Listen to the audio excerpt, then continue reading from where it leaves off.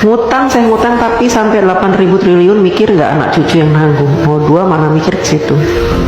Bapak, VT saya banyak loh yang mengungkap tentang hutang negara, ya. Bahkan kalau saya live, saya selalu bahas tentang hutang negara, ya. Mungkin Bapak yang tidak paham tentang hutang negara, saya akan jelaskan sekali lagi, ya. Mumpung saya lagi ada semangat untuk menjelaskan, supaya apa? Bapak tidak menyebar hoax, ya. Bapak tidak berpikiran jahat terhadap pemerintah, ya. Supaya juga menambah pengetahuan Bapak tentang hutang negara, ya. Mudah-mudahan saja penjelasan saya nanti membuat Bapak agak terbuka matanya, kupingnya, ya, pikirannya, wawasannya. Jadi begini Pak, hutang negara, setiap negara ingin mengajukan hutang kepada IMF atau World Bank gitu ya, atau kepada negara-negara lain gitu ya, kepada negara-negara yang mau memberikan hutang, maka harus disepakati oleh wakil-wakil Bapak. Di mana? Di DPR RI, ya. Bentuk negara kita memang mempunyai aturan seperti itu. Presiden tidak bisa memutuskan segala sesuatunya, apalagi perkara hutang, sendirian.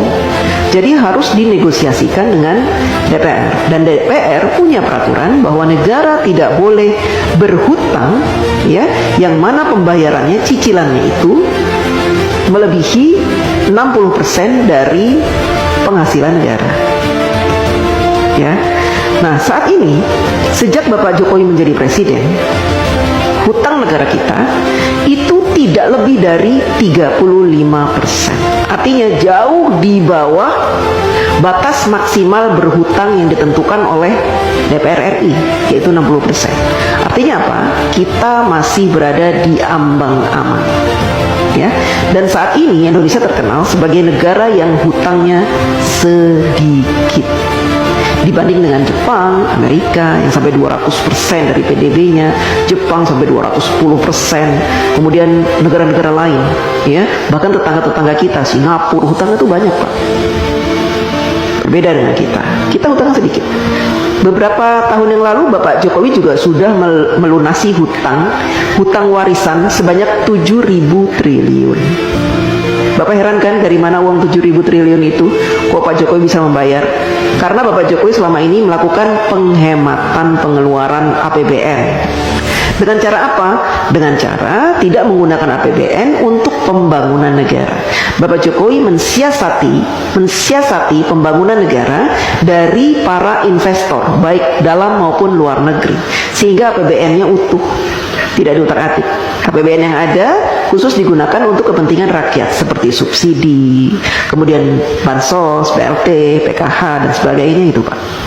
Ya, Bapak harus tahu. Jadi kalau Bapak bilang hutangnya sampai 8.000 triliun itu, seandainya saat ini hutang kita 8.000 triliun, itu sedikit Pak. Dibanding dengan PDB kita tuh sudah banyak sekali Pak. Itu jumlahnya cuma 35% dari penghasilan kita, penghasilan negara maksudnya, ya Pak. Jadi masih di ambang batas wajar. Anak cucu kita nanggung. Tidak Pak, dulu juga gitu. Katanya Pak Harto berhutang banyak sampai 20.000 triliun, nanti anak cucu nanggung. Saya tidak merasa menanggung. Saya sudah dewasa, sudah besar, sudah tua, setua ini, tidak pernah saya merasa menanggung beban hutang negara. Tidak. Itu kan hanya kiasan-kiasan yang diberikan oleh orang-orang yang membenci pemerintah, ya. Jadi mereka membuat rumor-rumor seperti itu supaya apa? Supaya kita membenci pemerintah, kan gitu. Kita awam, orang awam, tidak pernah diberikan pemahaman tentang hutang negara, sehingga yang ada di pikiran kita, hutang, negara berhutang, nanti anak cucu kita akan membayar. Tidak Pak, ya.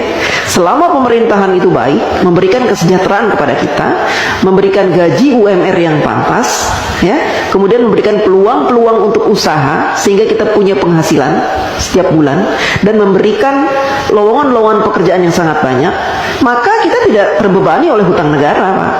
Ya, apalagi sekarang pemerintah sudah membuka banyak sekali lowongan dengan dibukanya smelter-smelter, proyek-proyek hilirisasi, itu akan membuka ratusan ribu lowongan pekerjaan Pak buat bangsa Indonesia, dan itu akan menjadi penghasilan yang akan dinikmati dan sehingga kita tidak dibebani oleh hutang itu. Hutang negara tidak dibebani Pak. Jadi Bapak jangan sok tahu, ya, jangan sok tahu.